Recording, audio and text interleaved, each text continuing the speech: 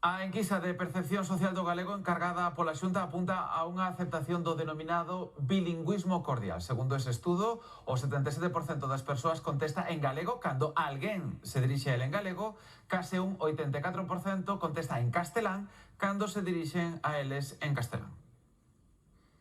Na rúa, a maioría dos cidadáns cos que falamos recoñece que non ten problemas para mudar dunha lingua a outra. Se é de galego, señor, procuro falarlle en galego a resposta, pero se é castelán, pois vou ao seu idioma. Pois contesto en castelán, se me falan en inglés, contesto en inglés.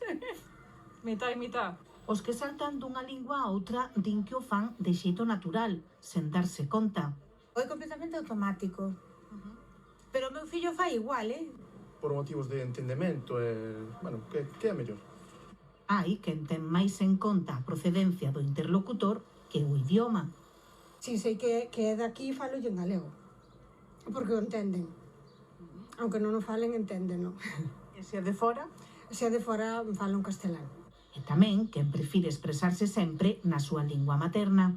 Na miña lingua, cóstame bastante cambiar, así que non cambio nunca. Es que no, a veces non me sale.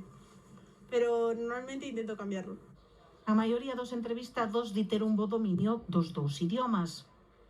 Como que estamos cas dúas linguas, pues, como os manexamos máis ou menos. De mi idioma son los dos.